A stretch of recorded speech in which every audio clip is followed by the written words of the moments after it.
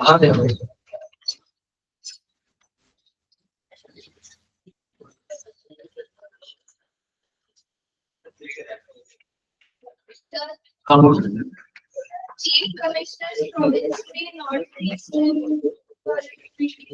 North West Frontier, North Western Frontier, North East तो Bengal province में आता था।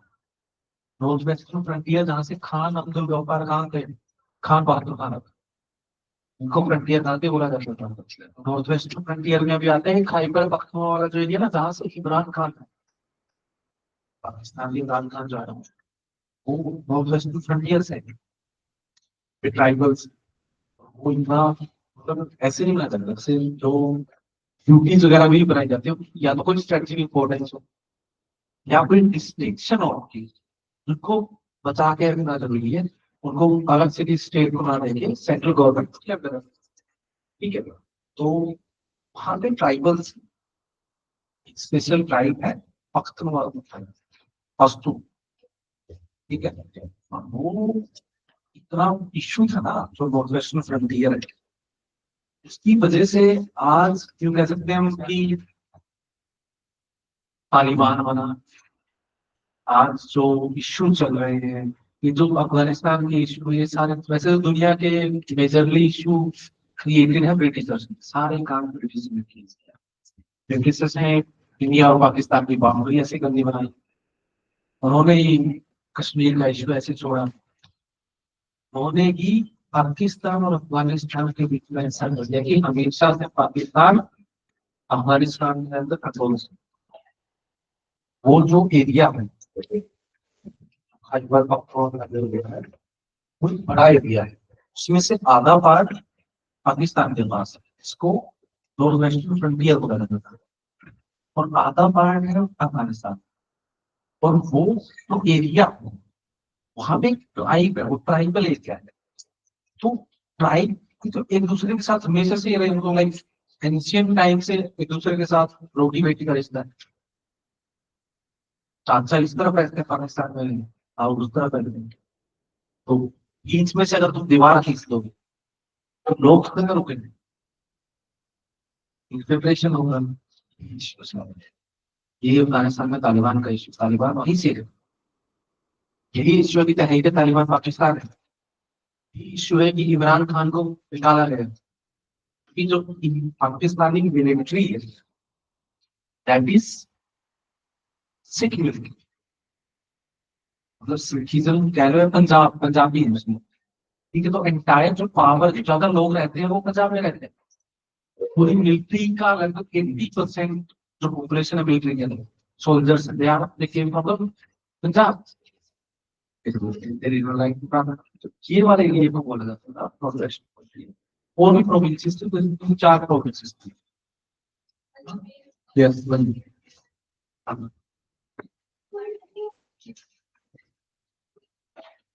चलो अब नेक्स्ट देखो, position of constituent assembly.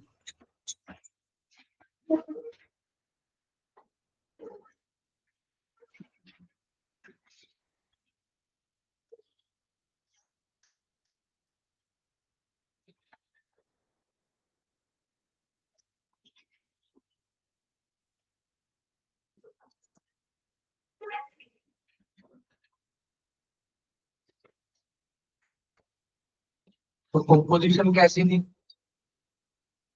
Election में बता दिया मेंबर कौन कौन से हैं, ठीक है। तो सबसे पहले लिखो इसमें फॉर्मेशन।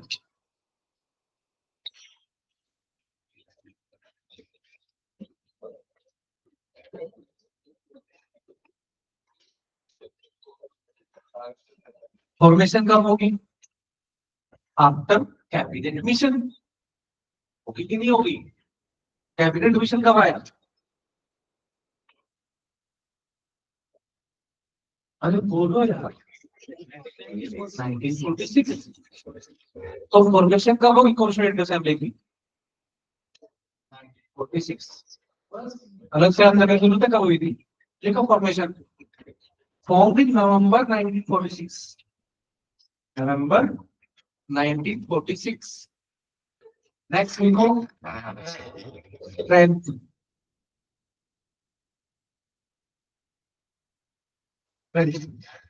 स्ट्रेंथ कितनी थी? 389। 389 टोटल मेंबर थे, उसमें से इलेक्टेड कितने थे? 2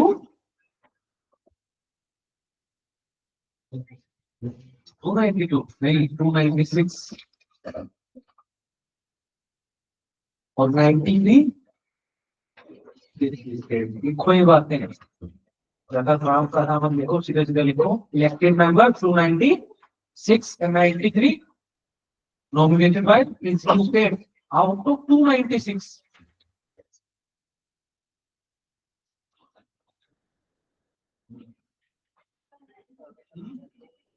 चलो एक बार शेड्यूल करने के लिए तो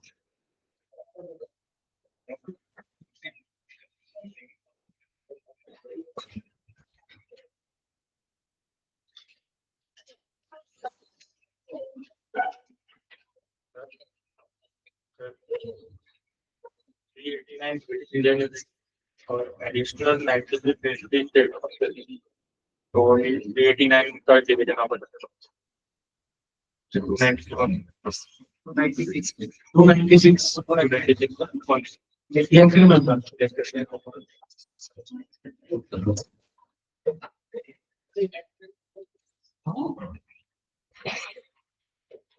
क्या वो जाओ पहले साइकिल शांति से कंफर्टेबल हो जाओ तो बता दो।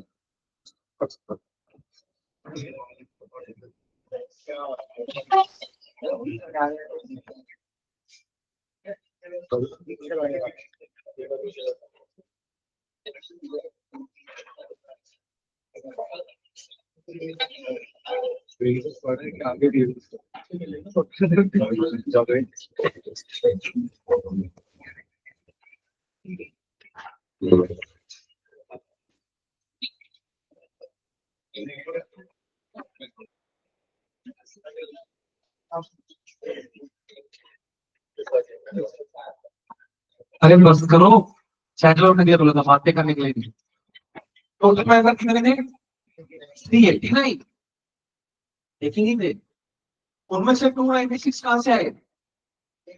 Elected from the provinces and chief commissioner provinces and 93 from states। Out of 296 292 कहां से है? British India provinces and from 4 from chief commissioner. आया समझ में? क्या कंपोजिशन थी, क्या स्ट्रेंथ थी, कैसे थी? अरे है कि नहीं आया? देन कंपोजिशन लिखो। कंपोजिशन एक कौन कौन है?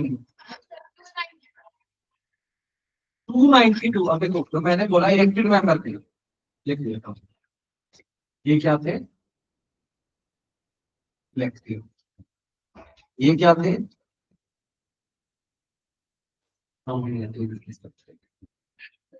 ये कहां से आए? British India provinces. और ये कहां से आए? Chief commissioner provinces.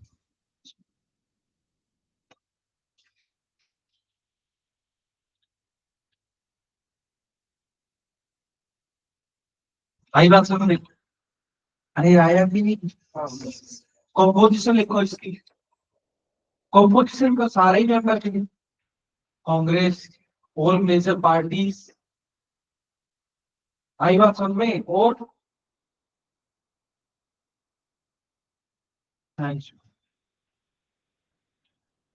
चलो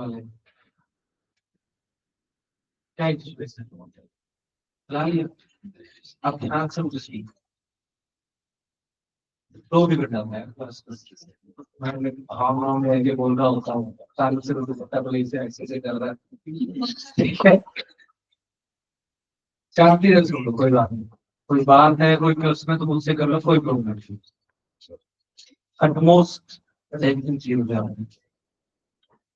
अब ये कैसे आ रहे हैं मेथड इलेक्ट होके जो मेंबर आ रहे हैं वो कैसे आ रहे हैं हाँ डायरेक्टली इलेक्ट इनडायरेक्टली इलेक्ट तो कौन इलेक्ट कर रहे हैं लेजिस्लेटिव असेंबली कौन सी legislative assembly provincial legislative assembly कहाँ से आ रहे हैं members directly elected from the people तो जितनी भी कम्युनिटी होंगी आधी कम्युनिटी रिप्रेजेंटेड होगी और डायरेक्टली इलेक्टेड में भी सेपरेट इलेक्टोरेट है कि नहीं है सिंह के लिए अलग क्रिश्चियंस के लिए अलग लेबर्स के लिए अलग विमेन के लिए अलग वुमेन के लिए सीट रिजर्व होगी तो मेरी बात क्या प्रॉब्लम है सारी कम्युनिटी रिप्रेजेंटेड होगी देखो representative from diverse section of the society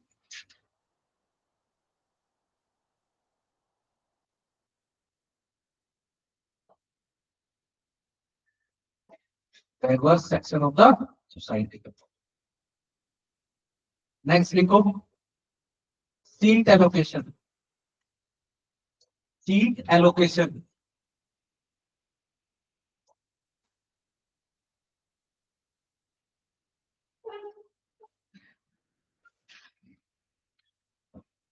seat allocation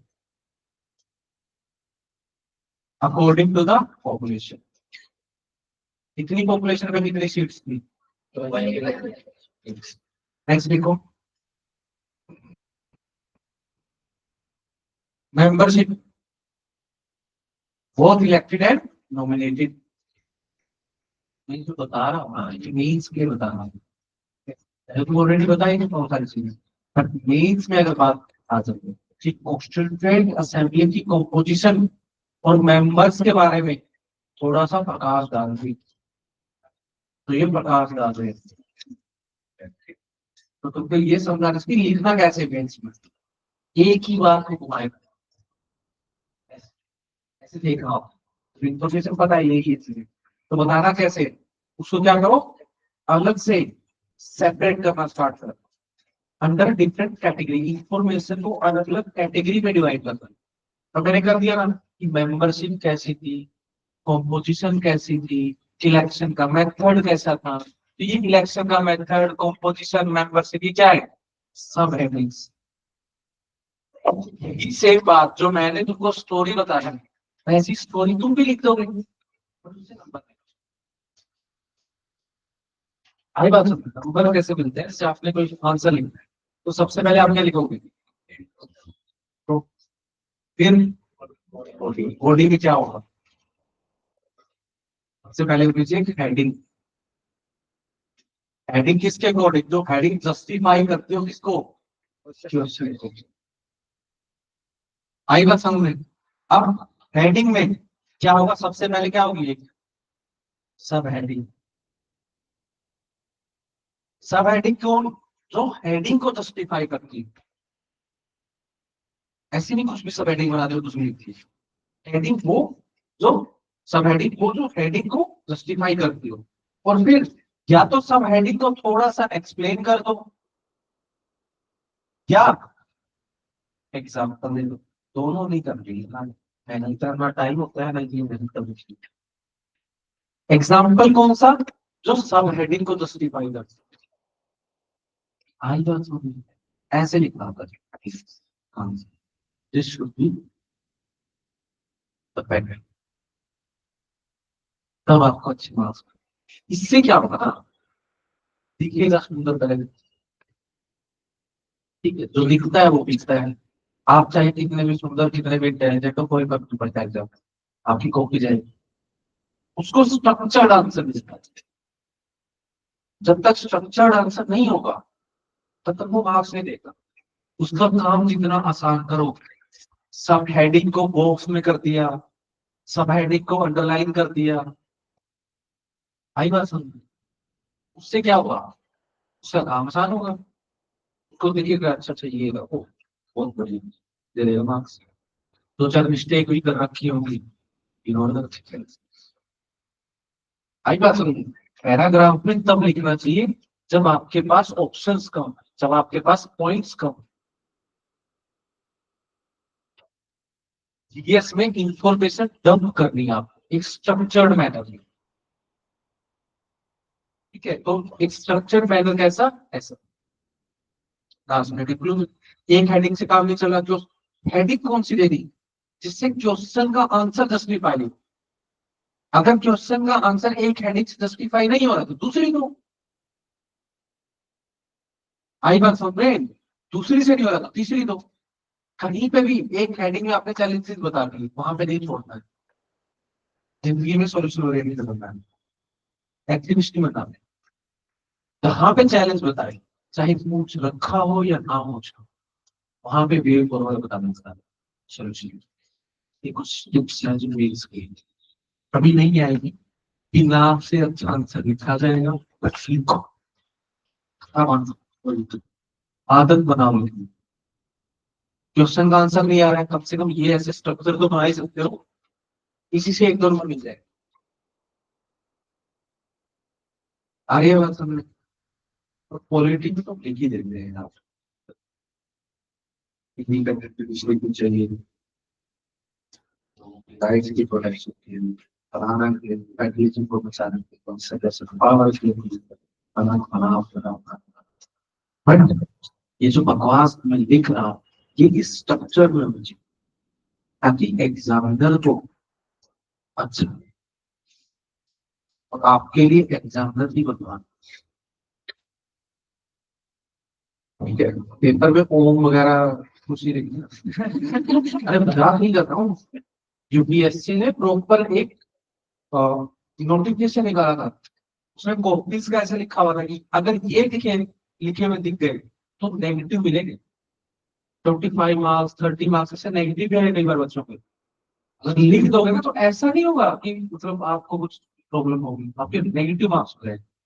और सब्जेक्टिव पेपर में भी नेगेटिव मार्क्स ले रहे हो, फिर तो बचेंगे। कुछ चीजें होती है वो आपको धीरे धीरे समझ आ जाए, जैसे ये कॉपी है, इसके इधर और इधर नहीं लिखना, यहाँ पे लिखना है बस, वरना नेगेटिव हो जाएगा। यहाँ पे एग्जामिनर चेक करके अपने कमेंट देगा, हाँ सही का बड़ा, छोटी छोटी चीजें अच्छी, बहुत एक दो साल तक आएगी, फिर बाकी सब संभालेगा। जब यूपीएससी ने नेगेटिव मार्क्स देना स्टार्ट किया ना, तब सबने आप समझ में आ गया इसमें।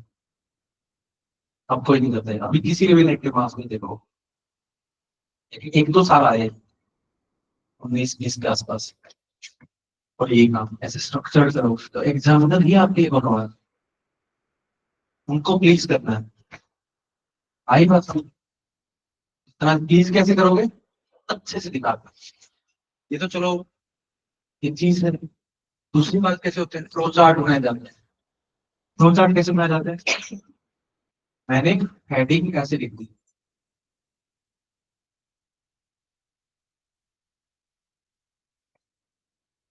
एक पॉइंट, दूसरा पॉइंट, तीसरा पॉइंट, चौथा पॉइंट। ये फ्लो चार्ट कब बनाया जाता है वही बता दो। चलिए ये काम है,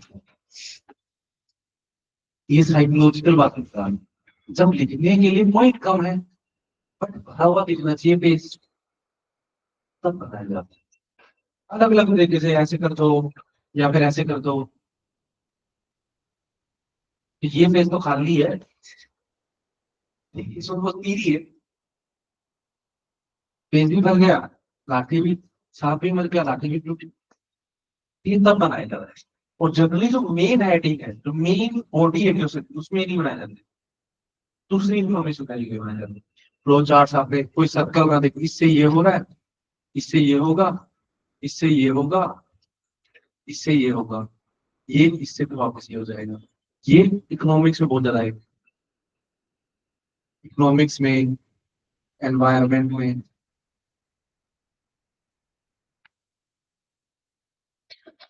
ठीक है। पॉलिटी में तो ये प्रोसेस बताने के लिए होते हैं, इस तरह के प्रोसेस।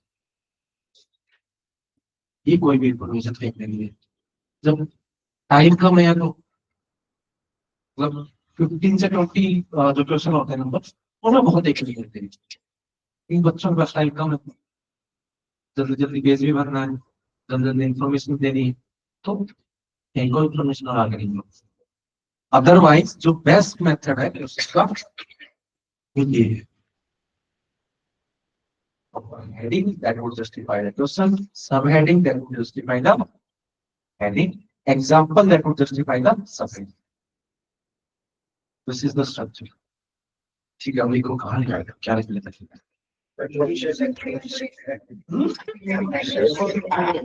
क्या है? लिखो, the assembly had both nominated and elected members.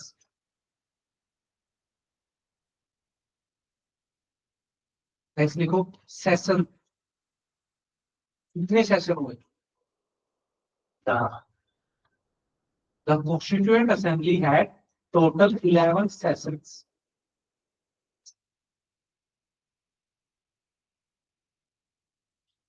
Total 11 sessions. It functioned for, इसी में next point लिखो, it functioned for 2 years, 11 months and 18 days. 2 year, 11 months and 18 days. ये इंफॉर्मेशन जो मैं तुमको एक फैक्ट बता रहा हूँ, ये यूपीएससी ने पूछती है, बट पीएससी का एग्जाम वगैरह दोगे तो पूछ लिया। Before completing the constitution.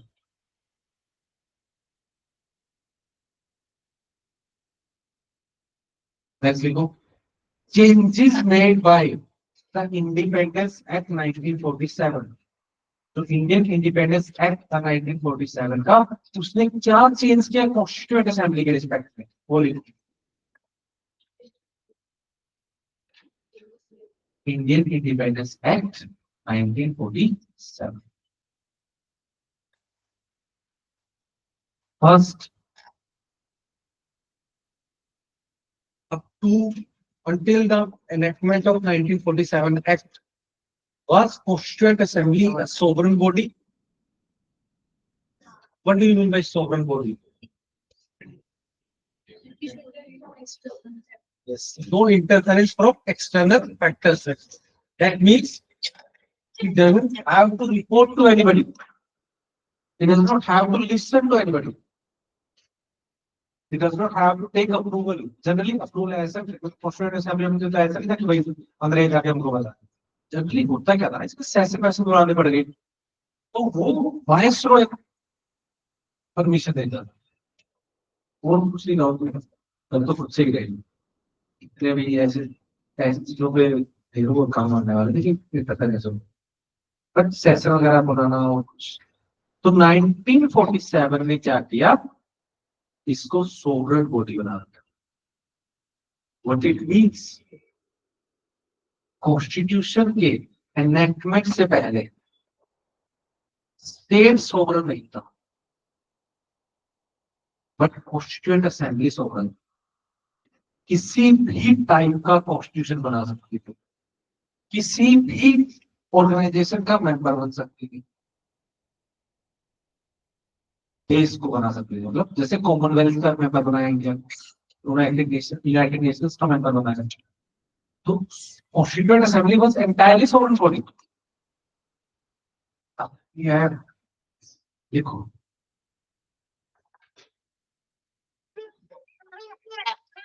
the assembly was declared, assembly was declared a fully sovereign body, declared a fully sovereign body with power to amend or create any law, power to amend or create any law. Next point, in 1947 के changes हैं. After 1947, it performed dual functions.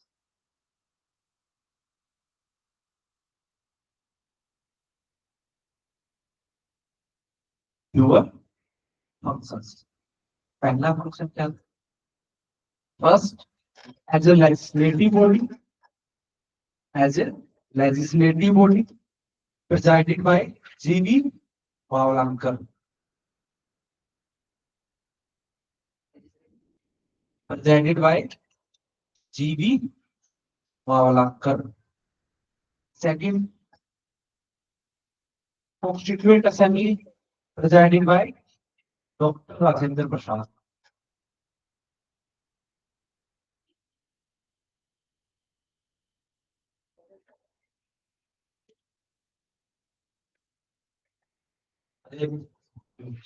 देश आजाद हो गया तो constituent assembly है। अब देश आजाद होने के बाद अभी इलेक्शन हुए हैं? हाँ, इलेक्शन नहीं हुए ना अभी तक। तो इलेक्शन हुए ही नहीं है तो पार्लियामेंट लॉ कौन बनाएगा देश के लिए? आई बात सुन रहे? अभी तो नेक्स्ट पार्लियामेंट आने से पहले क्या होगा, ये तो लॉ बन जाता है। अगर जो पुरानी अगर वो सेशन में नहीं है तो ऑर्डिनेंस इश्यू कर देता है, बट ऑर्डिनेंस इश्यू करता है ये पावर किसने दी? कॉन्स्टिट्यूशन। कॉन्स्टिट्यूशन भी नहीं है।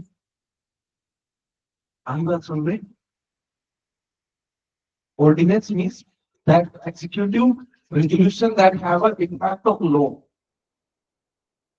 ऐसे होता है कि अगर राज्यसभा एंड लोकसभा सेशन में नहीं है और अभी कोई इमरजेंसी आ गई लॉ लेके आना है तो प्रेसिडेंट क्या करेगा, एक लॉ इशू कर देगा, उसको ऑर्डिनेंस बोलते हैं।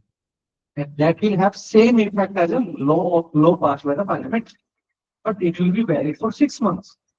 6 month के अंदर पार्लियामेंट को वो लॉ पास करना पड़ेगा, otherwise it will ceases to effect or ceases to exist. High बात में अब समझ के देखो, अभी कॉन्स्टिट्यूएंट असेंबली है 1947 है, जो कॉन्स्टिट्यूशन था वो तो रहा नहीं। अभी ब्रिटिशर्स का कॉन्स्टिट्यूशन हम क्यों माने? हमारा कॉन्स्टिट्यूशन बना नहीं, इलेक्शन हुए नहीं, तो पार्लियामेंट कोई लॉ तो पास करने वाला होगा ना, तो एक पार्लियामेंट भी चाहिए। तो एज ए पार्लियामेंट और एज ए लेजिस्लेटिव बॉडी, इसी कॉन्स्टिट्यूएंट असेंबली ने दो तरीके के काम किए। एक वक्त एक सेशन होता था जब ये एज ए लेजिस्लेटिव बॉडी बैठती थी, और एक बार एज ए कॉन्स्टिट्यूएंट असेंबली बैठती थी।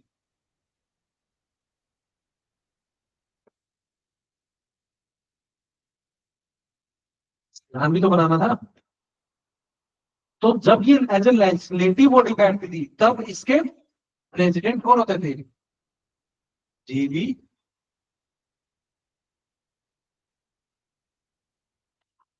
मावलांकर। और जब ये कॉन्स्टिट्यूएंट असेंबली की तरह बैठती थी तब इसके प्रेसिडेंट कौन होते थे? डॉक्टर राजेंद्र प्रसाद। आई बात समझ में? फिर जब कॉन्स्टिट्यूशन बनेगा तो कॉन्स्टिट्यूशन बताएगा कि क्या होगा देश में, कैसे इलेक्शन होंगे, कौन इलेक्शन करवाएगा, कितने हाउस होंगे। आई बात समझ में? किस तरह की फ्रेंचाइजी होगी, कौन कौन वोट करेगा, ये कौन बता रहा है? कॉन्स्टिट्यूशन। जब इसने कॉन्स्टिट्यूशन बना लिया, कब? 1949 में बना लिया, इनेक्ट किया 26 जनवरी 1950। आई बात समझ में? अरे है कि नहीं?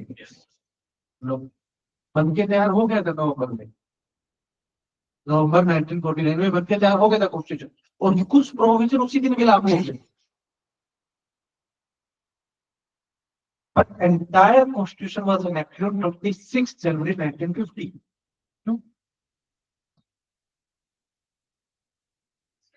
Yes. पूर्ण स्वराज का जो रेजोल्यूशन था वो 26 जनवरी को ही हुआ। तो 26 जनवरी was to have an auspicious day, जिस दिन देश की शुरुआत हो रही है। संविधान हमारा कुछ ऐसी बात नहीं, हमारे लीडर मानते थे संविधान। तो 26 जनवरी डे चुना गया। अब जब कॉन्स्टिट्यूशन बन गया, देश में लागू हो गया, अब कॉन्स्टिट्यूशन बताएगा कि कितने हाउस होंगे, उनका कैसे इलेक्शन होगा, आई बात समझ में? इलेक्शन कौन करवाएगा? Election commission of India. Election commission of India को पावर कहां से इलेक्शन करवाने की? जब तक कॉन्स्टिट्यूशन है ही नहीं तब तक कोई ना कोई लॉ तो बनाने के लिए चाहिए चाहिए इमरजेंसी में। तो वो as a constituent assembly legislative body की काम कर रही थी। तो you can say it was the first parliament of India. It acted as a first parliament of India. आई समझ बात उसी दिमाग में। तो जब वो लेजिस्लेटिव बॉडी की तरह काम करेगी तब उसके प्रेसिडेंट भी अलग थे, और जब कॉन्स्टिट्यूएंट असेंबली की तरह काम कर रही थी तब उसके प्रेसिडेंट अलग थे। आगे बात समझे? चलो रिपोर्ट। ठीक है ना, पी परफॉर्म फ्यूअल फंक्शन। एक फंक्शन ये, एक फंक्शन ये। Next after independence, next point ये है, after independence constituent assembly becomes first parliament of India.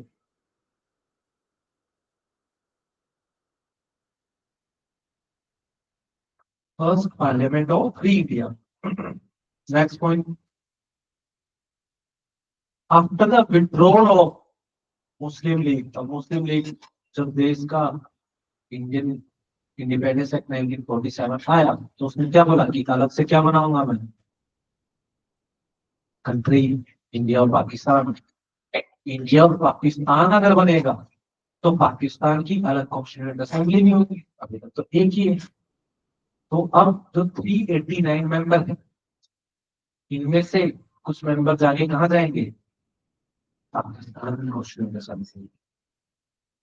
After the withdrawal of Muslim League, the strength of Constituent Assembly was reduced from 389 to 219.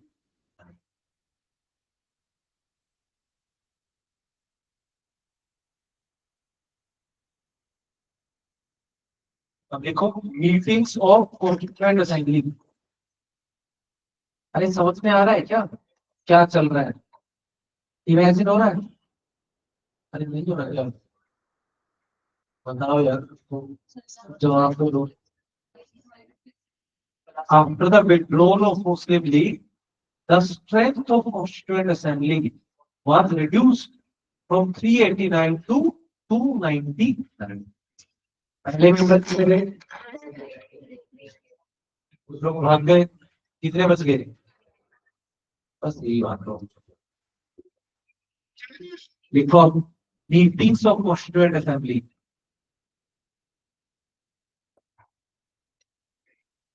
पहली meeting कब हुई थी? हाँ कहाँ रखते बाहर में? देखो फर्स्ट मीटिंग वाज इन 9 दिसंबर 1946।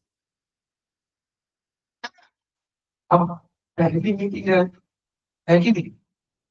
पहली मीटिंग है। सुन लो, आपस में कितनी बातें करोगे? सुनो, अब फर्स्ट मीटिंग है, समझ रहे हो ना? फर्स्ट मीटिंग, ठीक है। अब फर्स्ट मीटिंग को कोई भी कुछ भी रूल्स वगैरह कुछ पता ही नहीं है, कोई बता ही नहीं रहा क्या करना है, क्या बातें साथी करनी है, कैसे करनी है। क्यों? कोई प्रेसिडेंट नहीं। प्रेसिडेंट कैसे बनते हैं असेंबली के? उसके इलेक्ट होते हैं। इलेक्ट करने के लिए भी तो कोई ना कोई, तब तक तो जब तक इलेक्शन नहीं होगा तब तक कोई ना कोई प्रेसिडेंट तो चाहिए ना, कि नहीं? लेकिन तो एक फ्रांस के अंदर एक कन्वेंशन है, फ्रेंच कन्वेंशन है कि भाई जो सबसे सीनियर मेंबर होता है, सबसे बुजुर्ग आदमी, उनको उठा के प्रेसिडेंट बना दिया जाता है जब तक प्रेसिडेंट इलेक्ट नहीं हो। तो हमारे यहाँ सबसे बुजुर्ग आदमी कौन थे? डॉक्टर सच्चिदानंद सिन्हा।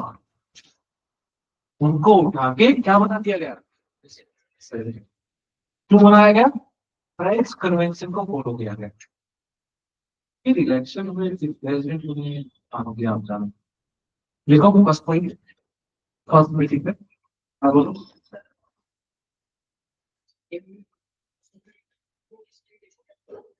लोगों ने मतलब जो मेंबर थे उन्होंने किया ना, जो कॉन्स्टिट्यूएंट असेंबली के मेंबर हैं वही तो इलेक्ट करेंगे ना। पीपल ने तो लोग भेज दिए, जैसे हम अपने एमपी भेज देते हैं, स्पीकर आप डिसाइड नहीं करते ना, नहीं करते स्पीकर डिसाइड। स्पीकर कौन डिसाइड करते हैं? बस लिखो, doctor Sachchidanand Sinha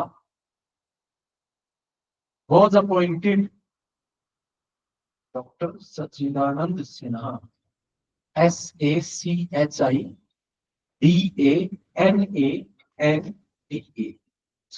Sachchidanand Sinha was appointed temporary president following the French Convention। क्या फॉलो किया गया? French convention. तो 9 तारीख को तो पहली मीटिंग में बैठा दिया गया। अब 11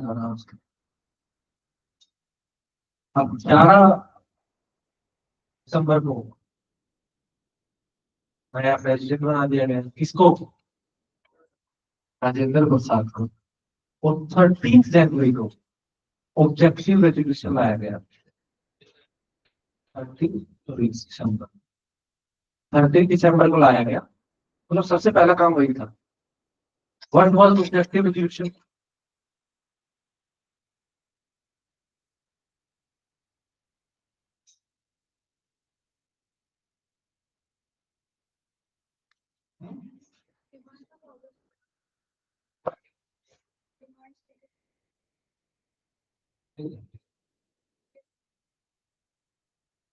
यस, विजन ऑफ इंडिया। कोई और? मेरा सबसे पहले काम है, इससे पहले कुछ नहीं हुआ। Yes, vision for the constitution. Objective resolution किसने पेश किया?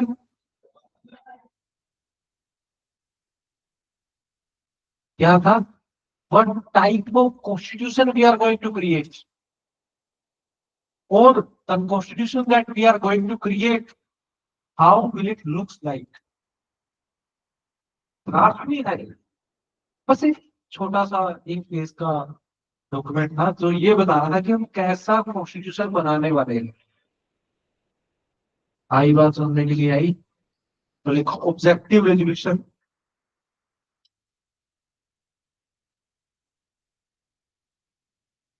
Objective resolution was moved by Jawaharlal Nehru, Pandit Nehru जो होना चाहिए, was moved by Pandit Nehru on 13th December, that lays down, that proposed principles of the Constitution. Principles of the Constitution. Next, it was passed on 22nd January. अब गुजरात तो इसी को प्रवेश होती थी, जैसा कॉन्स्टिट्यूशन बनाना। 22nd January,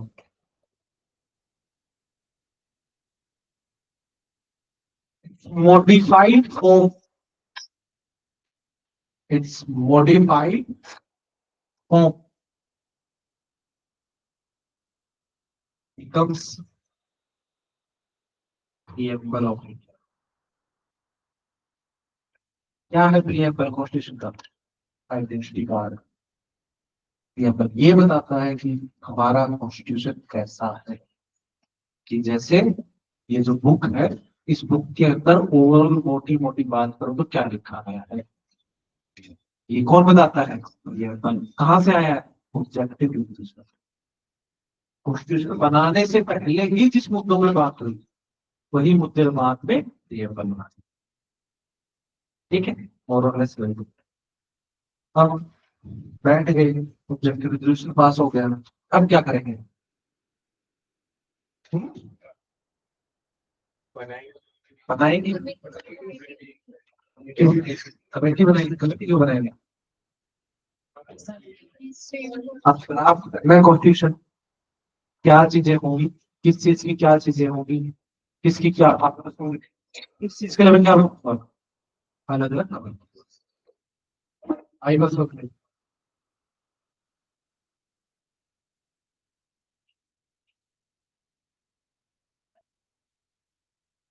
तो कुछ कमेटीज थी, कमेटीज दो टाइप की थी, मेजर एंड माइनर। मेजर और माइनर का क्या डिफरेंस हुआ? मेजर बड़े होते हैं, माइनर छोटे छोटे से। आई बात समझ में?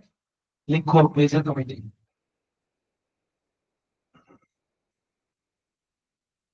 Major committee.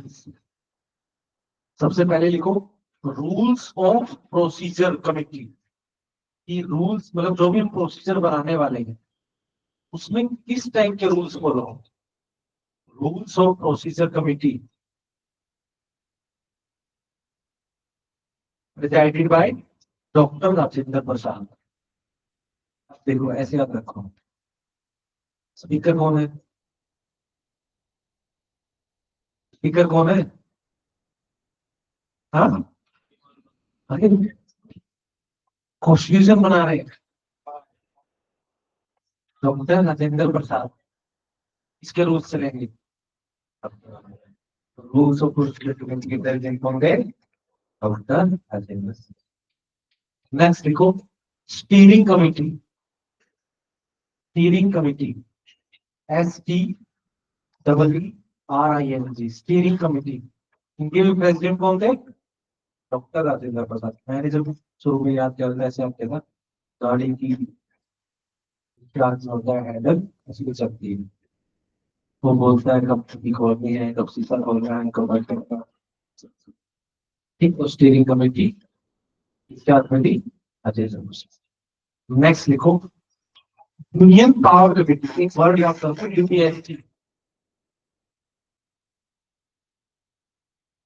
Union power committee, कि यूनियन की क्या क्या पावर होती है, ये किसके हाथ में थी? जवाहरलाल नेहरू।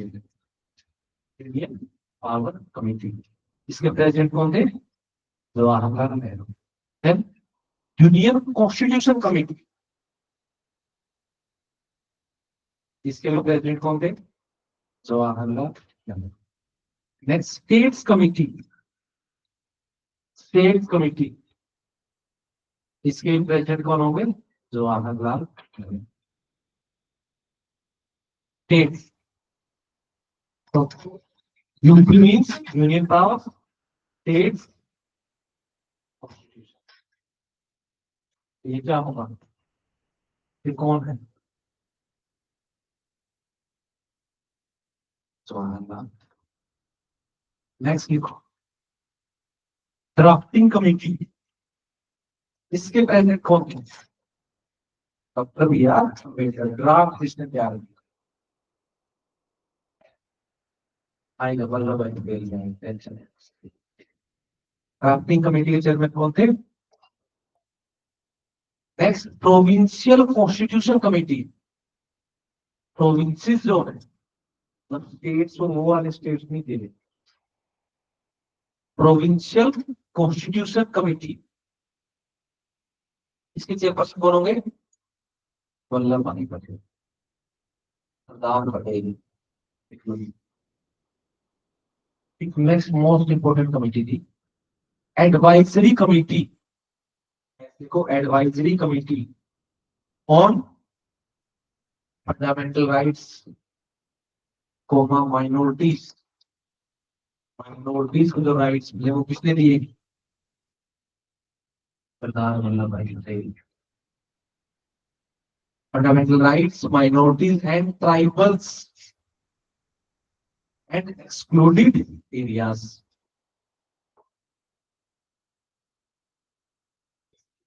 एक्सक्लूडेड इनके चेयरपर्सन कौन थे? सरदार। ठीक है, तो ये हो गया। और ठीक है, कोई ना।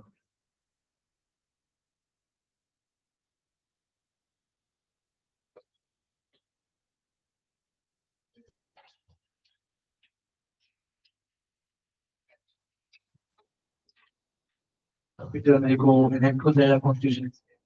So that was about constituent assembly. अब मेरा क्या बन चुका है? कॉन्स्टिट्यूशन बन चुका है। बन गया। बन गया कि हाँ, कुछ फैक्ट्स लिखो। Some facts about Constituent Assembly.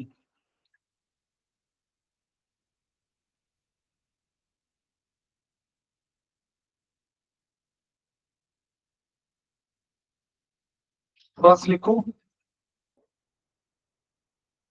symbol, bracket seal of Constituent Assembly.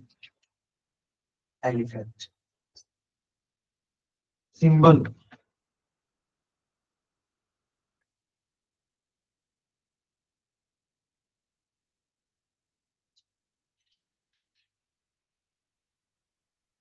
Of the Constituent Assembly was elephant.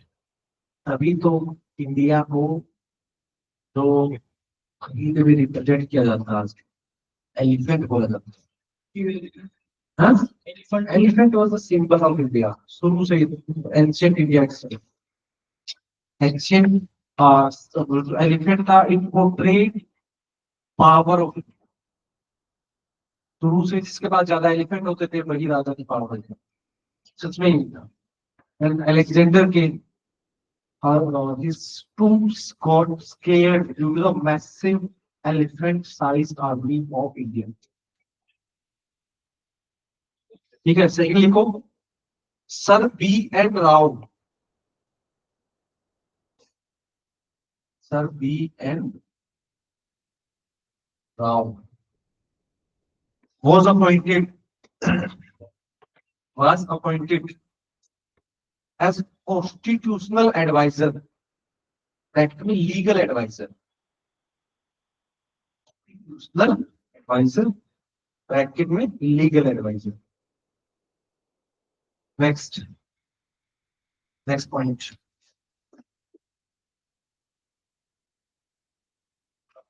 HBR Iyengar.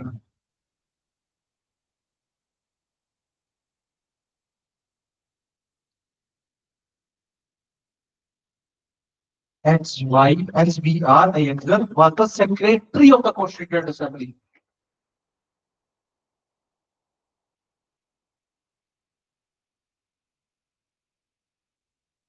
HBR Iyengar was the secretary of the Constituent Assembly.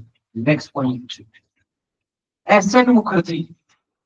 SN Mukherjee. Secretary का मतलब कि मतलब सबके लिए secretary क्या करता है? सबके लिए चेयर, मैनेजमेंट जो थी वो कर ले। अब पेपर चाहिए, पेपर लाने कौन लगे? सेक्रेटरी। कुर्सियां बैठा चाहिए, कौन करेंगे? सेक्रेटरी। ये सारी चीज। S N Mukherjee. SN Mukherjee was the chief draftsman. Draftman मतलब छापने वाला। Chief draftsman of the constitution.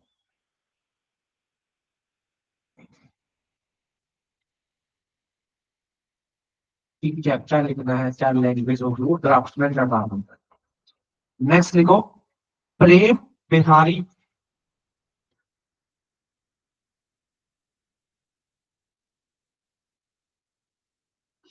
Prem Behari Narayan Raizada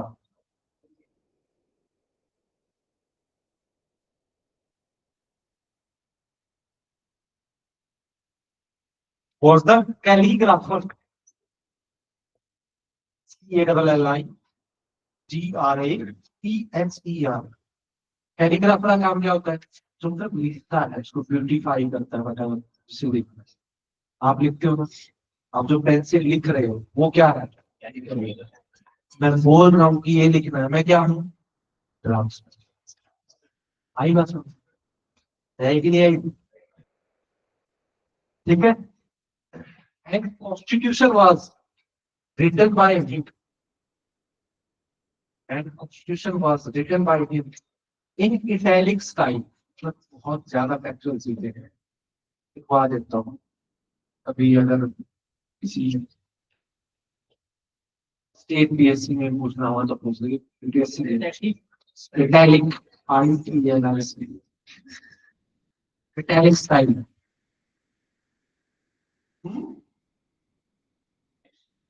Next, the original version was beautified. The original version was beautified and decorated by artists from Shanti Niketan. Shanti Niketan है रविंद्रनाथ टैगोर ने art के लिए एक आश्रम बनाया। From art by artists from Shanti Niketan, including Nandlal Bose and Biohar, Beohar, Biohar Ram Manohar, Biohar Ram Manohar Sinha.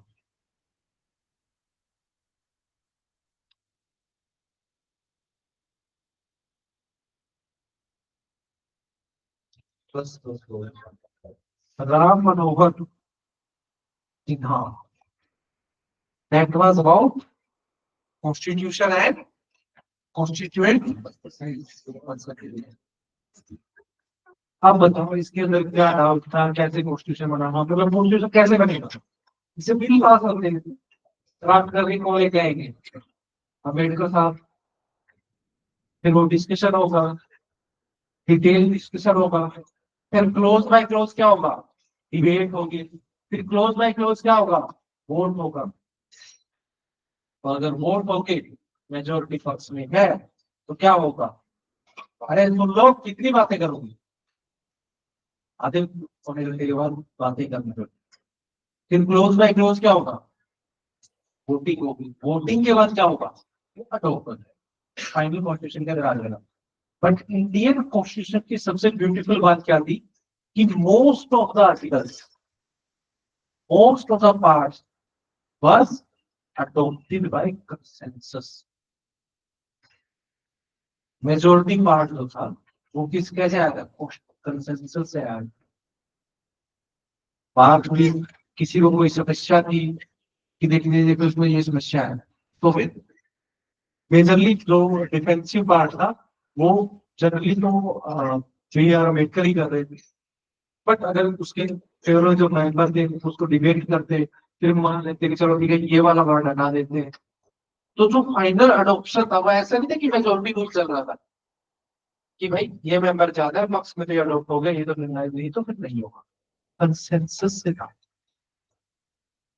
आई बात समझ, मतलब सभी चलो ये कर लेंगे ऐसे। लेकिन ये समझे तो ये मेकिंग ऑफ द कॉन्स्टिट्यूशन का हमने समझ लिया। अब क्या आ गया? हाँ, क्या आ गया? बस आ गया, कॉन्स्टिट्यूशन के बारे में डिस्कस करते हैं कैसा है। तो लिखो salient feature of the constitution.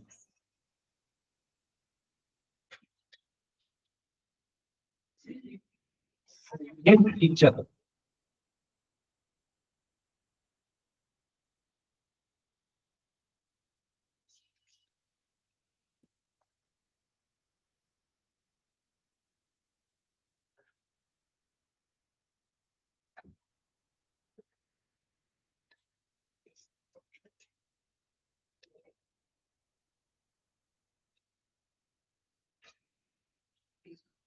Feature of constitution.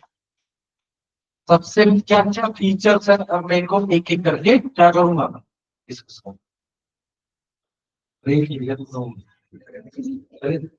मजा आ रहा है। सबसे पहली बात क्या थी इसकी,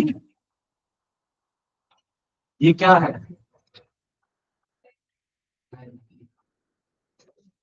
ये है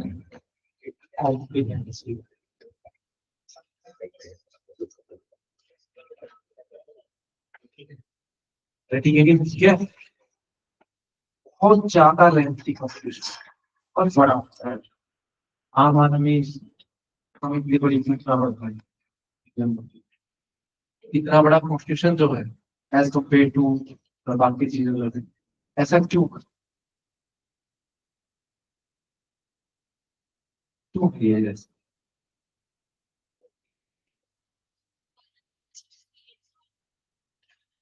हाँ, डायवर्सिटी, जब आपकी बात मान लेते हैं,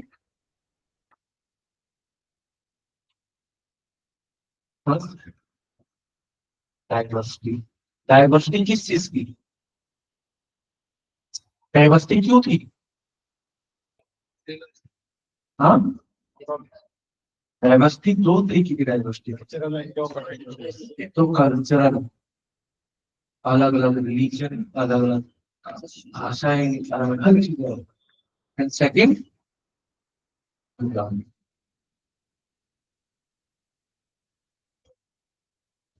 एक रीजन पे ही होता है डायवर्सिटी, दूसरा रीजन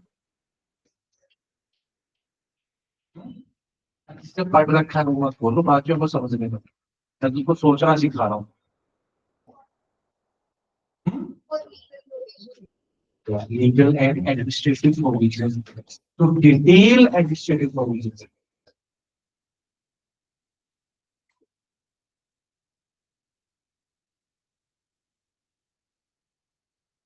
ये क्यों थे, डिटेल एडमिनिस्ट्रेटिव प्रोविजन क्यों थे? दैट इज कंसिडरेशन और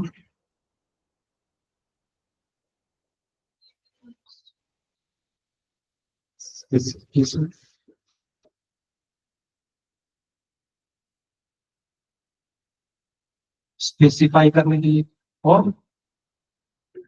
मल्टीपल इंटरप्रिटेशन।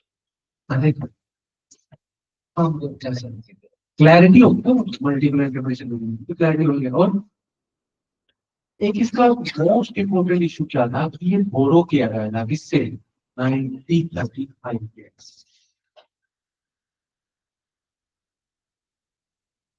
जो इसके एडमिनिस्ट्रेटिव प्रोविजंस थे वो कहां से उठाए गए, 1935 एक्ट, वो खुद ही इतने ज्यादा डिटेल थे। तो अगर आपका सोर्स मटेरियल ही बड़ा है तो उसके शॉर्ट नोट्स भी बना लोगे तो कितना ही बना,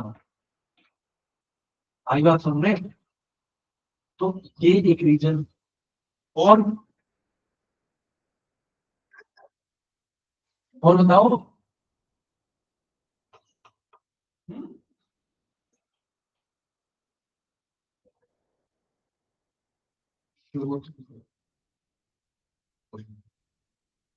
और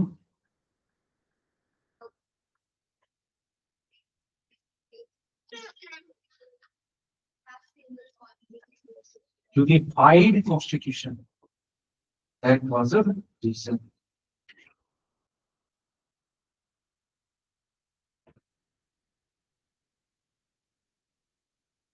Unified constitution और एक है सेंटर,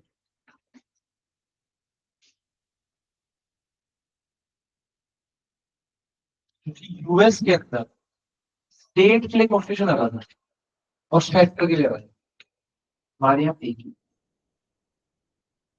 आई बात समझे, आई थी नहीं आई, और हम्म, बोलो बोलो, यूनिटी किस चीज की, अरे मैं बना रहा हूँ, मैं लिख रहा हूँ, इतना बड़ा क्यों है ये बताओ, जो मेरा डॉक्यूमेंट मैंने तैयार किया वो इतना मोटा क्यों है, इतना लेंथी क्यों है,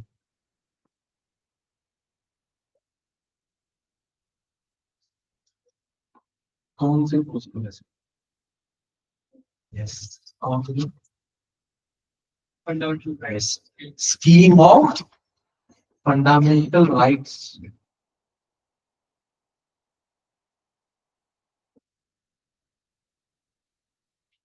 theme of fundamental rights and DPSP, इनकी वजह से कॉन्स्टिट्यूशन क्या होगा, नाम पड़ा। आई बात समझ? ये क्वेश्चन डायरेक्टली आ सकता है, ठीक है। तो फर्स्ट फीचर क्या है, size of the constitution, size of the constitution. Size कैसा है, लेंथी एंड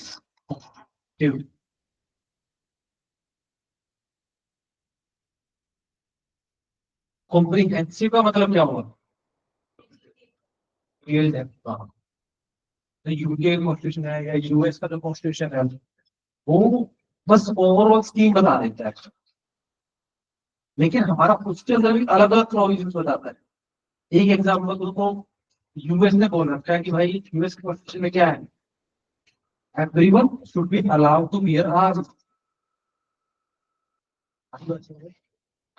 अब वो ये स्पेसिफाई नहीं कर रहा कि कौन से आर्म्स, ऑटोमेटिक लेके भी घूम रहे हो, टैंक नहीं देना किसी को। आई बात करते, प्रॉब्लम क्या है वहां पे, first article itself should say that everyone is allowed to bear arms, but arms कौन सी, ये नहीं बताया।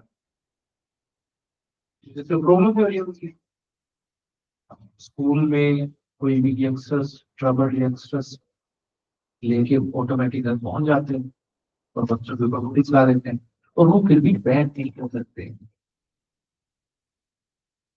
तो क्योंकि ये चीज कॉन्स्टिट्यूशन ने बोली है, और कॉन्स्टिट्यूशन को मॉडिफाई करना बड़ा मुश्किल है यूएस का, हमारी बात समझ रहे हैं?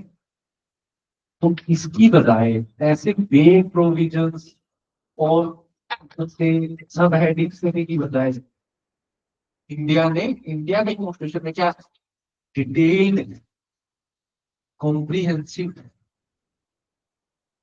क्या है, detailed provisions.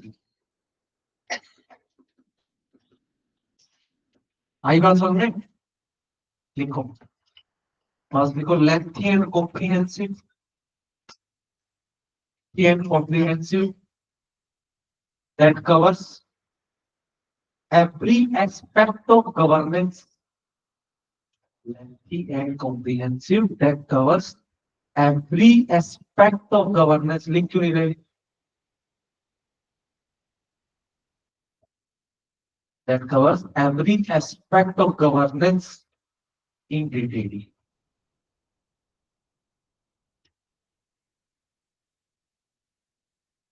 Next point, administrative provisions, detailed administrative provisions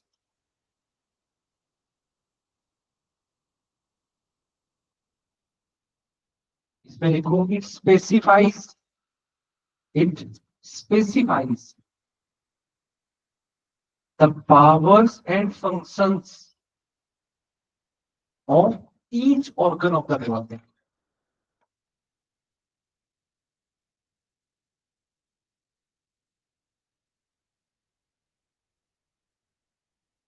Third, elaborative way of elaborative way of fundamental rights.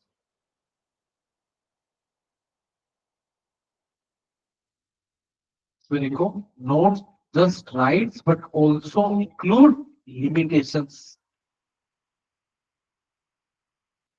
Not just rights but also include limitations.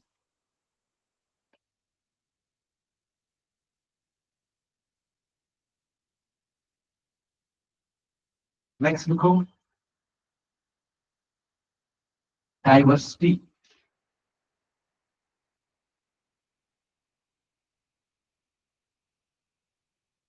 Diversity में लिखो, covers special provisions.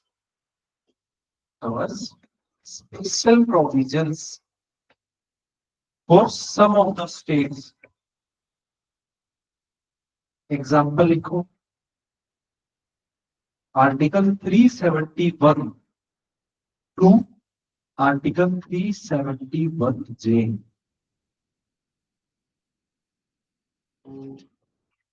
371 to 371J।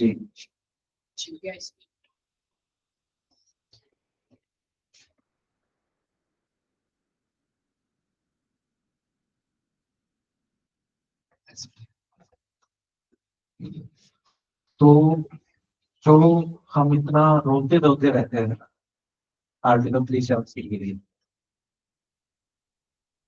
वो कोई अलग ही unique थी था। अगर आप constitution को पढ़ोगे तो आर्टिकल 371 जे में ऐसे 8 से 10 स्टेट है जिनके अंदर स्पेशल,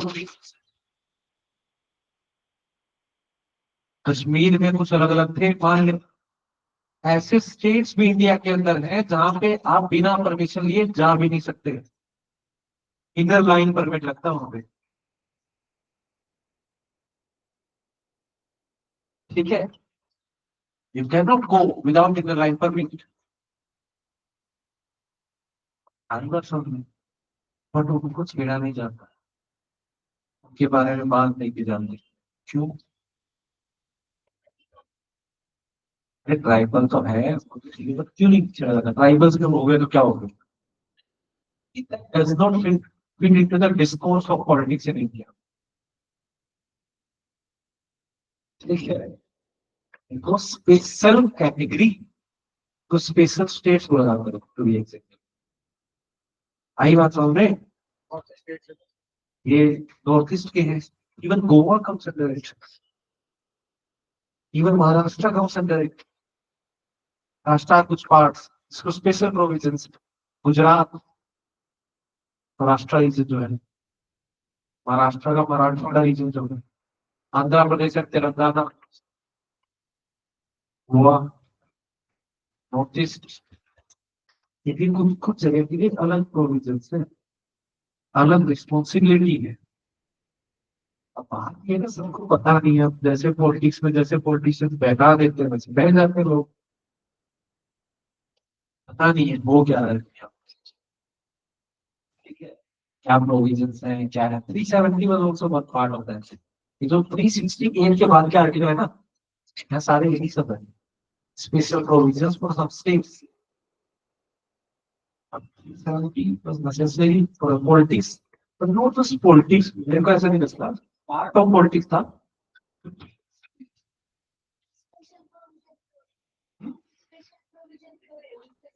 क्योंकि स्पेसिफिक नीड्स है वहां पे, कहीं पे ट्राइबल है, कहीं पे गरीबी है, कहीं पे यू कैन से हिस्टोरिकली कल्चरली वो डिफरेंट है, को प्रोटेक्ट करके रखना है। आई बात कहीं पे स्ट्रेटेजिक लोकेशंस है, और इसमें थोड़ा बाद में बने सिंपल बॉर्डरलाइन बने, बॉर्डरलाइन असम के अंदर बॉर्डर डिस्ट्रिक्ट्स बने, 4 बॉर्डर डिस्ट्रिक्ट, वो क्यों बने? स्पेशल नीड्स की कल्चर को, की लैंग्वेज को प्रोटेक्ट करते रखना है, यही है। This the primary reasons for special states के जो प्राइमरी रीजन थे वो थे Nehru, not just primary you can say sub state, but for the protection of tribals. Nehru ने बोला था कि भाई ट्राइबल्स की अलग से रक्षा करेंगे, कि कल्चर की, उनकी आइडेंटिटी की, उनकी लिंग्विस्टिक आइडेंटिटी। ठीक है, and Nehru was very big fan of this diversity, unity diversity, Nehru was a big fan of it. Nehru की बुक, पंडित नेहरू की जो बुक है उनको ऐसे एक साथ नहीं लिखी, उसमें क्या है ना, वो उस टाइम पे कभी जेल में होते थे, कभी कहीं और होते थे, तो अपने परिवार से दूर रहते थे, तो वो अपनी बेटी को, इंदिरा गांधी को लेटर लिखते थे अलग अलग, और बहुत ब्यूटीफुल, पढ़नी चाहिए, सबको पढ़नी चाहिए बात। तो उसमें सब कुछ बताया हुआ है, उससे पता चलेगा कि नेहरू कितने समझदार, कितने इंटेलिजेंट, कितने इंटेलेक्चुअल पर्सन थे। उन्होंने थ्योरी ऑफ इवोल्यूशन से लेके डार्विन के सिद्धांतों से लेके साइंस, ये दुनिया कैसे बनी, ये अर्थ कैसे बनी, अलग अलग कंट्री कैसे बने, फिर इंडिया के अंदर कैसे डाइवर्सिटी है, सब बताते रहता है उसमें। उसको करा था लेटर टू माय डॉटर। ठीक है, तो ये तो प्रोटेक्शन है, स्पेशल प्रोटेक्शन, ये उन्हीं की वजह से। वरना जिसके पास पावर होती थी, ब्रिटिश इंडिया में ट्राइबल से कोई नहीं पूछता था। आई बात सुनने। और एक और चीज, एक लॉ है, एक लॉ भी एग्जीक्यूटिव एक्शन से नोटिफाइड ट्राइब बोला जाता है। नोटिफाइड ट्राइब मीन्स नोटिफिकेशन निकाल दी गवर्नमेंट ने गैजेट में, और टू ट्राइब्स में, दोनों ट्राइब में उनका हर एक मेंबर, चाहे वो बच्चा हो, अभी भी जरूरी है, या बनने वाला बिल्कुल बूढ़ा, सभी की सभी क्रिमिनल्स को क्रिमिनल्स ट्राइब बोला जाता है। गवर्नमेंट जब इंडियन इंडिपेंडेंस मिली तो फिर उनको डी नोटिफाई किया गया, तो इसी अभी भी उनको डी नोटिफाइड ट्राइब्स ही बोला जाता है। आई बात समझ में। These are one of the vulnerable sections, क्योंकि अगर आपने किसी को ट्राइब को भी क्रिमिनल कॉन्फ्लिक्ट कर दिया तो बचा क्या, के पास कुछ नहीं होगा, ना वो कहीं आ सकते हैं, ना उनके पास कोई रिसोर्सेज हो सकते हैं, समाज से उनको हटा दिया जाएगा। आई बात समझ। फिर नोटिफाई करने के बाद आपने इनके ऊपर से क्राइम में क्राइम करना बता रहे कि भाई ये क्राइम नहीं करते, ये क्रिमिनल ही है। गवर्नमेंट के हटाने से काम नहीं चलता, समाज तो भी उनको ऐसे ही सोचता है। अभी भी गांव में जाओगे तो, या गांव में या छोटे कस्बों में जाओगे तो वहां पे बोला जाता है, ये वाली जो कम्युनिटी है ये क्राइम करते हैं, इससे बस क्या करो, बोला जाता है। तो India and India community society attitude से दीवार, इसीलिए वो आज बहुत तकलीफ है। गवर्नेंस की बात बता, और इनको कहाँ पे लेकर इनको पहना देते हो, लोग से ही लेते हो। हाँ, इनका डाइवर्सिटी, कल्चरल डाइवर्सिटी, एग्जाम्पल लिखिए इसमें, specific provision for some state, example लिखिए आपकी 71 से आगे तो वन कॉन्स्टिट्यूशन, एक से वन कॉन्स्टिट्यूशन तीसरे वाले में एक पॉइंट देखो, special provisions for SC and ST, special provisions for एससीज and STs.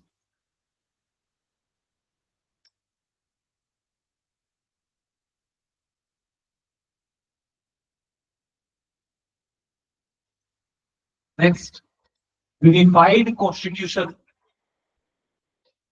Unified constitution, unified constitution का मतलब क्या हुआ, single constitution for central and state, unlike USA, single constitution for central and state unlike USA.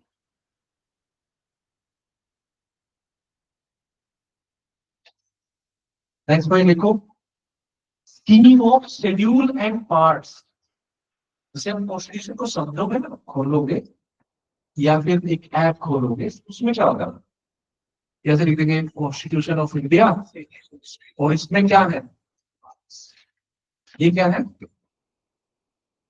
Part, part 1, part 2, part 3, part 4, part 5, ऐसे करके 22 part. अब इन parts को समझने के लिए, इन पार्ट्स के एडिशन में कुछ क्या है, 6 शेड्यूल, 12 शेड्यूल।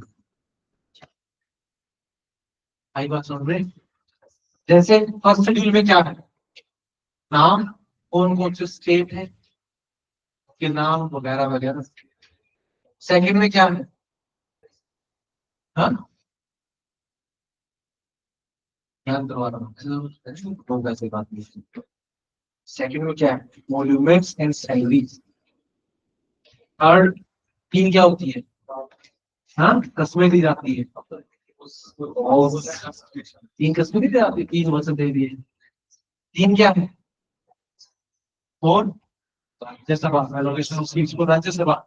फिर areas except ATM spare, ATM means वो स्टेट नॉर्थ ईस्ट के जो बांग्लादेश से टच करते हैं, Assam, Meghalaya, Tripura,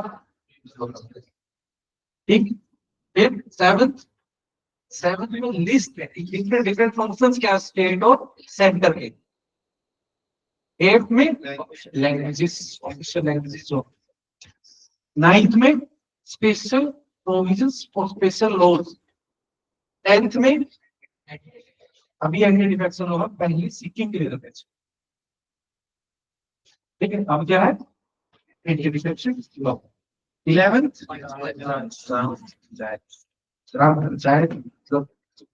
local bodies for rural areas and schedule 12। तो ये क्या है, different schemes of schedule and parts, इनकी वजह से काफी बल्कि कॉन्स्टिट्यूशन बनता है। नेक्स्ट लिखो, detailed administrative provisions, detailed administrative provisions. क्या हो गया, और आगे तो ये एक फीचर है, ये एक फीचर है, मतलब अगर हम एस्पेक्ट की बात करें कॉन्स्टिट्यूशन को समझने का, कि कॉन्स्टिट्यूशन कैसा है, बहुत बड़ा है। समझने की बात करना है कि कॉन्स्टिट्यूशन का क्या देखना, रिजिडिटी एंड फ्लेक्सिबिलिटी।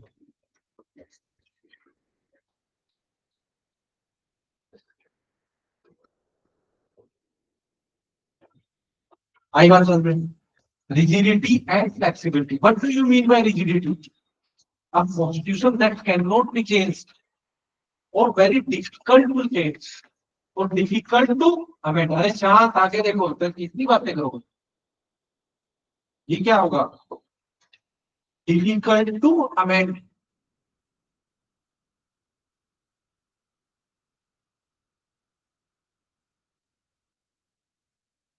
और फ्लेक्सिबल क्या होगा, इजी टू अमेंड।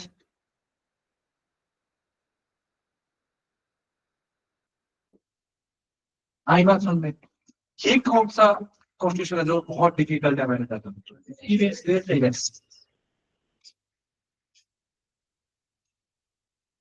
इसलिए अभी तक सिर्फ 17 अमेंडमेंट, 17 कब से, 1736 से। बोलो मिस राम, हमारे यहाँ कितने हो चुकी है, 606 कौन सा हो गया, लोकसभा शक्ति है, ठीक है। और इजी टू अमेंड कौन सा है, जो सिंपल मेथड से हो जाता है, ठीक है। अरे बात समझ में आ रही कि नहीं आ रही, लिख दो ना, तो भी फॉर्म हो सकता है। अब ये रिजिडिटी और फ्लेक्सिबिलिटी का मतलब क्या है, अमेंडमेंट। अमेंडमेंट होती है आर्टिकल 368 से, जो अमेंडमेंट आर्टिकल 368 से होती है वो थोड़ी सी डिफिकल्ट है। बात समझ में आ गई है? वो किस कैटेगरी में आती है, इस कैटेगरी, थोड़ी सी रिजिड है। डिफिकल्ट कौन कौन से अमेंडमेंट है, अगर मैं बात करूं एक में, तो देखो जो डिफिकल्ट को अमेंड है वो दो टाइप से होता है। एक क्या है,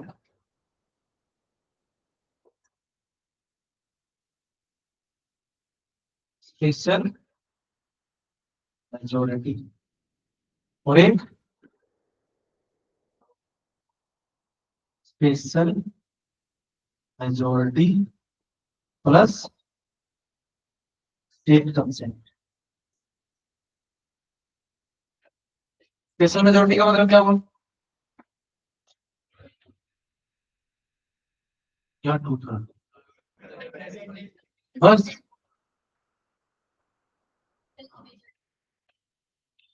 majority of total membership plus आई बात सुनते है कि नहीं है? तो ये क्या है स्पेशल मेजोरिटी? तो कुछ आर्टिकल ऐसे हैं तो स्पेशल मेजोरिटी से होते हैं, कुछ आर्टिकल ऐसे हैं तो स्पेशल मेजोरिटी से तो होते ही होते हैं, प्लस क्या चाहिए होता है? हाफ स्टेट की कंसेंट। कंसेंट का मतलब क्या है? स्टेट के लेजिस्लेचर उसको मेजोरिटी से पास करेंगे कि यस ये एक्सेप्ट। आई बात समझे? आई कि नहीं आई? तो यहाँ ये अलग अलग क्यों है, इसमें ऐसा क्या है, क्या खास बात है? हाँ, क्या इसको कैसे देखिए वो बोल रहे हो अच्छे बोल रहे हो। बाउंड्रीज तो स्टेट की बाउंड्री के लिए तो स्पेशल मेजोरिटी भी चाहिए होती है, सिंपल मेजोरिटी से यस पावर। और to speak in political language I would say जो फेडरलिज्म को एक्सटेंड करते हैं। और अगर सिंपल तुमको देखना है, तो हाँ वहां पे जहाँ पे स्टेट की पावर कम, जैसे election of president. Election of president में कौन कौन वोट करता है? स्टेट लेजिस्लेचर के इलेक्टेड मेंबर और सेंटर के इलेक्टेड मेंबर। अब सेंट्रल गवर्नमेंट क्या चाहती है? इलेक्शन ऑफ प्रेसिडेंट के मेथड को मैं चेंज कर दूं और ऐसा कर दूं कि जो वोटर जो वोटिंग की वैल्यू है वो स्टेट की कम हो जाए। तो उसके लिए स्टेट की पावर तो कम ही हो रही है, से कम हो रही है स्टेट का। तो उसके लिए क्या चाहिए? स्टेट।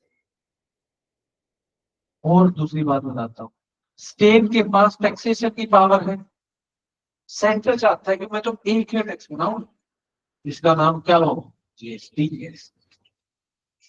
अब वो जीएसटी लगाने से इश्यू क्या होगा? स्टेट की पावर चली जाएगी टैक्स लगाने की। हो सकता था स्टेट को 100% टैक्स लगाता, बट अब नहीं लगा सकता। तो स्टेट की क्या चली गई? पावर। वो किसमें आएगा? सिंपल है, ज्यादा है ही नहीं। जहां जहां पे तुमको लगे अपने कॉमन सेंस से कि स्टेट की पावर जा रही है, वहां पे ये वाले मेजोरिटी है। जहां पे स्टेट की पावर से कोई लेना देना नहीं है, वहां पे एक मेजोरिटी। और कुछ स्पेशल आर्टिकल्स ऐसे हैं जिनको अमेंड करने के लिए बस एक सिंपल मेजोरिटी चाहिए।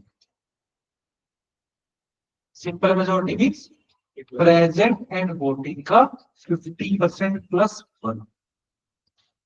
जैसे किसी स्टेट की बाउंड्री जो अगर मतलब तोड़ दी, किसी स्टेट का नाम चेंज करना, आई बात समझ में?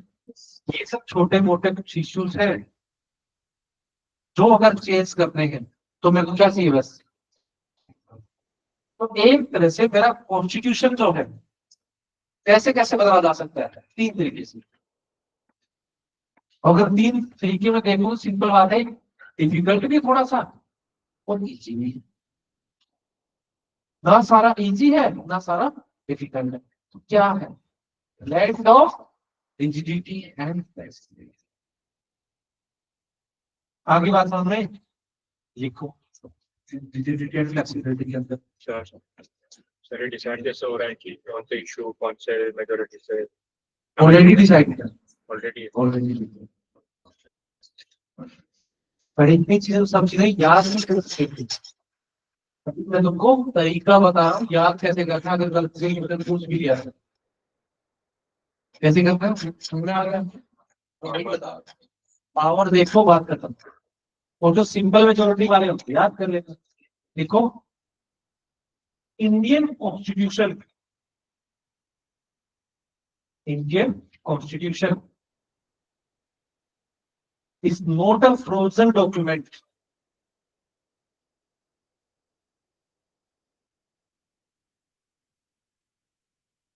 But a charter of values, introduction की लाइन बताता हूँ,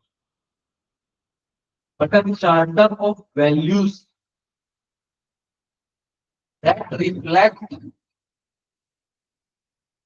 evolution with time.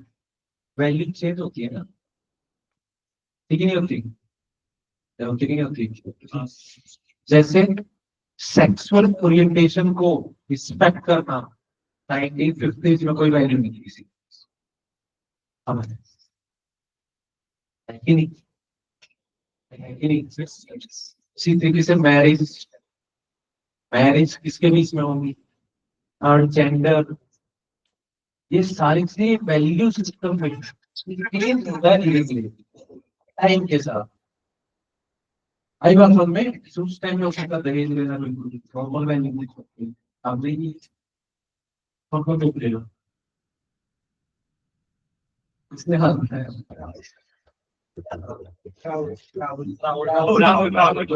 Ram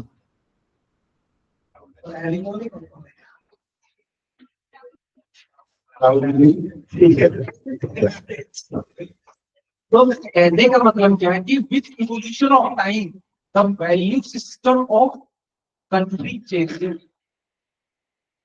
Thus, what we need अगर हमारा जो कॉन्स्टिट्यूशन है वो सिर्फ एक डॉक्यूमेंट नहीं है, पर चार्टर ऑफ, अरे शांत सुनो यार, बिल्कुल चार्टर ऑफ वैल्यूज है, मतलब एक वैल्यू सिस्टम बता रहा है। तो जैसे जैसे चेंज होगा, टाइम बदलेगा, वैसे वैसे मेरा डॉक्यूमेंट चेंज होना चाहिए, ताकि कल की वैल्यू ना बताए, आज की वैल्यू बताए। आई बात समझ में? कैसे चेंज होता है? ये तो मतलब अमेंडमेंट ही हो गई। दूसरी चेंज करने का एक तरीका क्या है? Judicial interpretation. आई बात समझ में? आएगी नहीं आएगी? जैसे आर्टिकल 377 को डीक्रिमिनलाइज किया गया, ये कॉन्स्टिट्यूशन की कौन सी वैल्यू थी? अरे बोलो, कौन सी वैल्यू थी? अरे बताओ ना यार। हम्म?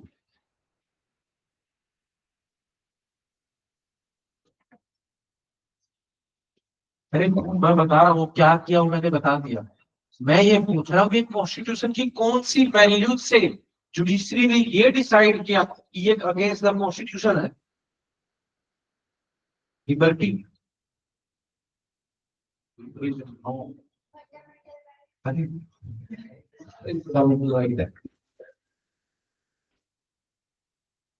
Right to life and live with dignity. Dignity जो वर्ड है और राइट टू लाइफ कहां से आया? Same goes for the right to privacy. आई बात समझ रहे हैं? तो जुडिशियरी ने क्या किया?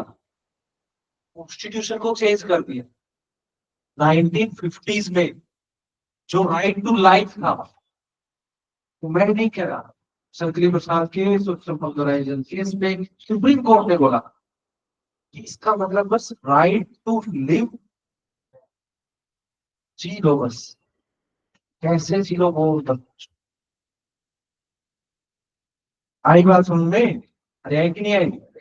मियर एनिमल एक्सिस्टेंस थी, जिंदा हो बस हो। बट मेनका गांधी केस में लिबरल इंटरप्रिटेशन ऑफ आर्टिकल 21 हुआ और ड्यू प्रोसेस ऑफ लॉ है, जिसमें ये बोला गया कि राइट टू लाइफ का मतलब मियर एनिमल एक्सिस्टेंस नहीं है, बट एक्सिस्टेंस विद डिग्निटी है। अब डिग्निटी में क्या क्या आएगा वो बराबर बात है।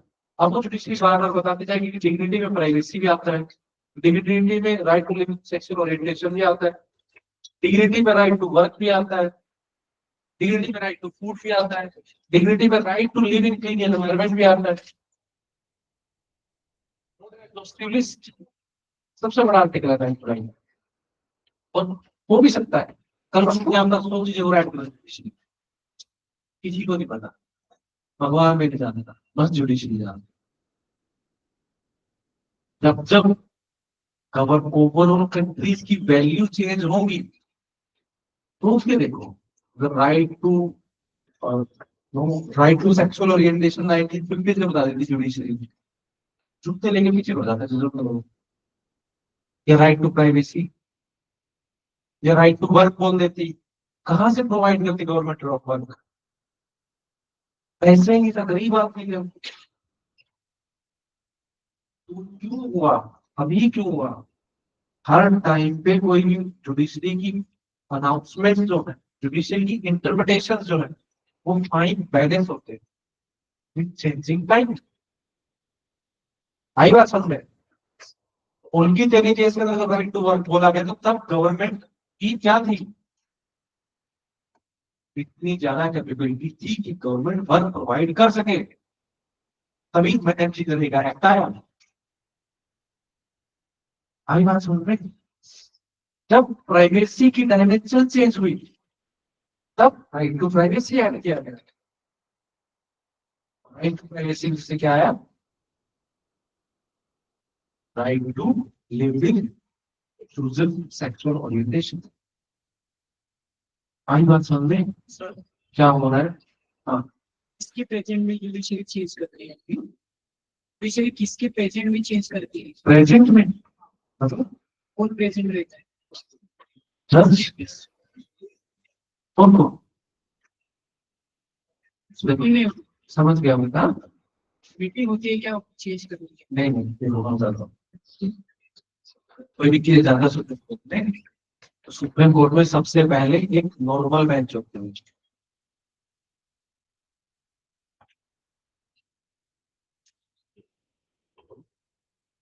तो इसमें क्या होते हैं? 3 जज होते हैं। तो इन 3 जजेस के अंदर जब इन 3 जजेस को ऐसा लगता है कि ये जो केस है, यहाँ पे क्या करना है, यहाँ पे इंटरप्रिटेशन ऑफ लॉ है, तो मेरे को बस ये नहीं बताना कि लॉ क्या कहता है, मेरे को लॉ को जज भी करना है। तभी क्या करेंगे, जब question on the law itself है।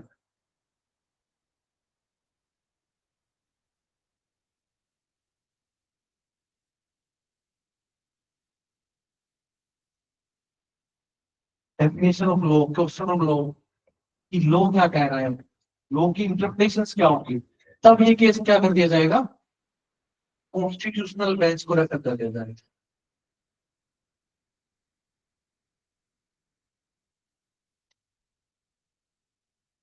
कॉन्स्टिट्यूशनल बेंच में मिनिमम 5 जज, मिनिमम, ज्यादा क्यों, ये डिसाइड करते हैं, ये इंटरप्रिटेशन बेंच। आई बात समझ? वैसे देने को ये भी दे सकते हैं, कोई मना ही नहीं, जनरली है। अगर ये भी दे देंगे वो भी तो सुप्रीम कोर्ट के ऑब्जर्वेशन ही माने जाते, दैट इफेक्ट ऑफ लॉ। इन्होंने कुछ बोल दिया, लोग भी उतना ही मानने थे। आई बात समझ में? बस लिखो, नेक्स्ट पॉइंट लिखो क्या था, Indian constitution is a unique blend, Indian constitution is a unique blend, BLEND, blend of मतलब mix of rigidity and flexibility.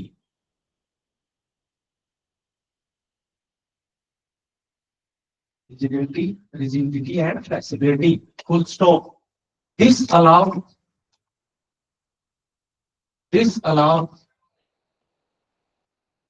stability while adaptability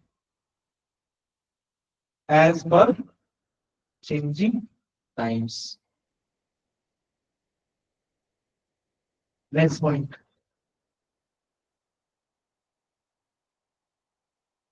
Indian constitution क्या हुआ, नहीं लिखा जा रहा, लिख लिया, आगे बढ़ो। Indian constitution is organic and thus Darwinian in nature. Organic and thus Darwinian in nature. Darwin का नाम सुना है ना, चार्ल्स डार्विन। तो ऑर्गेनिक का मतलब क्या हुआ, it will continues to evolve with time. Darwinian का क्या मतलब? What was the major idea of Darwin? Survival of the fittest and vestibular organs will wither away. जिस चीज की जरूरत नहीं है वो हट जाएगी. तो अगर मैं बोल रहा हूँ कि ऑर्गेनिक इन नेचर, अगर मैं बोल रहा हूँ इस डार्विनियन इन नेचर, इसका मतलब क्या है? देखो, the provisions which are not needed with time can be removed. Like can be removed, like article 238. 38 क्या था कि एक जब हम शुरू में हमने स्टेट्स बनाए, तो स्टेट्स की भी कैटेगरी थी. स्टेट्स की category A, category B, category C. तो हमारा जब लिंग्विस्टिक रीऑर्गेनाइजेशन ऑफ स्टेट्स हुआ, तो सेवंथ कॉन्स्टिट्यूशन क्या हुआ 1956 में, उसके बाद सेवंथ कॉन्स्टिट्यूशनल अमेंडमेंट पास किया गया.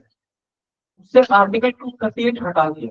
अब हमारे पास आर्टिकल 238 है ही नहीं कॉन्स्टिट्यूशन. आर्टिकल 237 है, आर्टिकल 239 है, कुछ नहीं. हमारे लिए वो कॉन्स्टिट्यूशन के अंदर नंबर ही नहीं है. आई बात समझ में? तो वेस्टिबुलर ऑर्गन भी इधर आ गए. आई बात समझने की नहीं आई?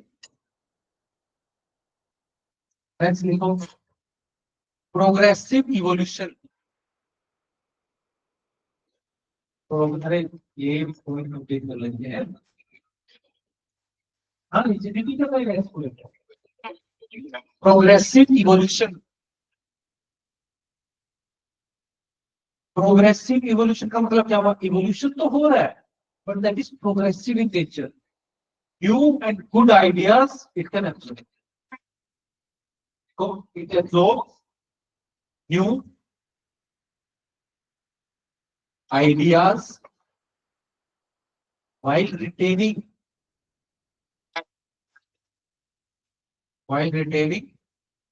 fundamental principles.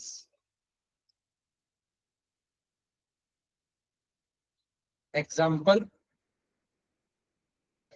कोई चीज का article 31 was removed. Article 31 bracket में लिखो, right to property was removed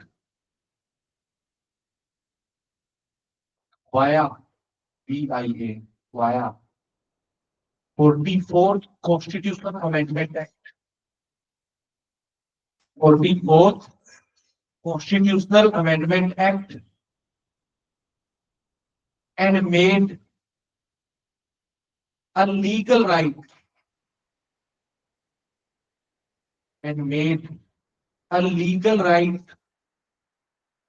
from fundamental right. आई बात समझ में आई कि नहीं आई? आगे अब लिखो,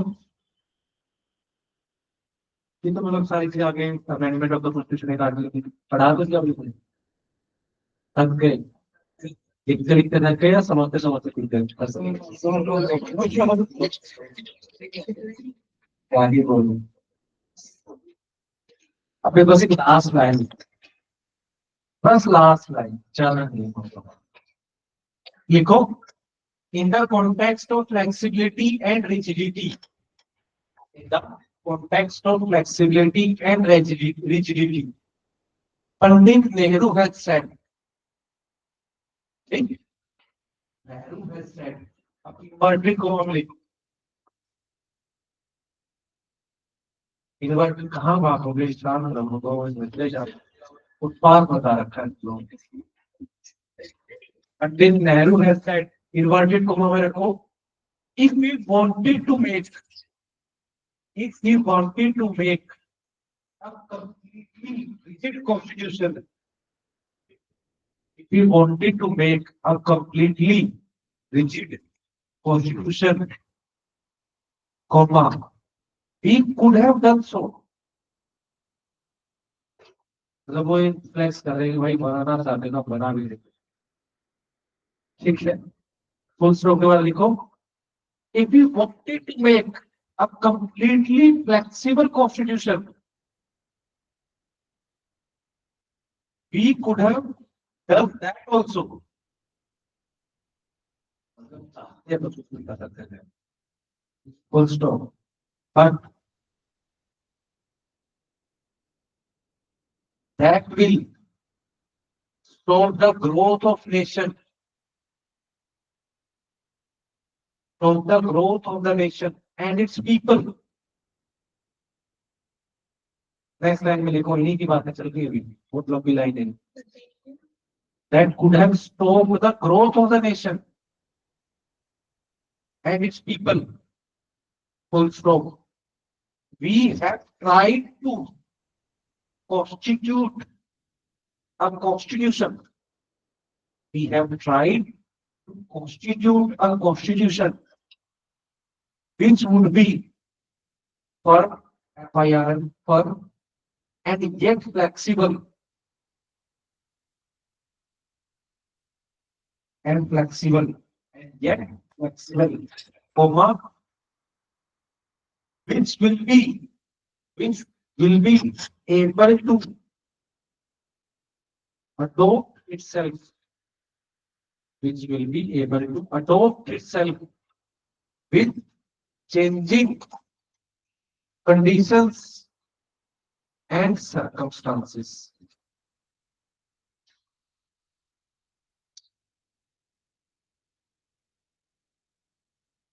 अब ब्रेक के वो इन्वर्टेड कॉमा बंद करो। अब इसमें से, इस कोट में से जो लाइन को ठीक लगे, प्रेफरेबली लास्ट वाली लाइन, ये उठा के कंक्लूजन करने के लिए बोलो। जब जब अमेंडमेंट की क्वेश्चन आए तब तब ये कंक्लूजन होगा। अब हो गया, अब बताओ किसको क्या डाउट है? हाँ बोलो, ये क्या था? एक ही कितनी बातें करते हो आप लोग, बीच में मत बोला करो यार, फ्लो टूटता है और फिर आगे से मत अलग अलग बैठा हूँ। कोई डाउट है? किसी को भी कोई डाउट है? जिसको डाउट है वो पूछे बात की।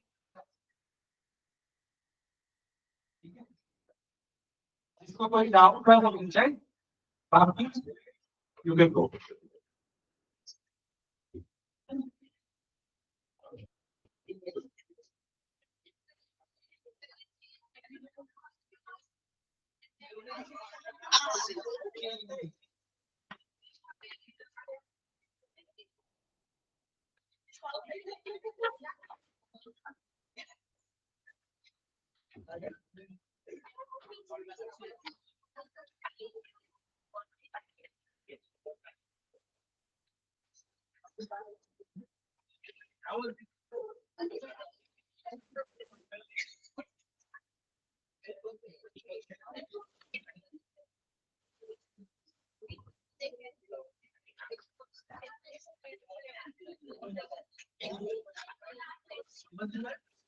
देख देख के नहीं लिखती।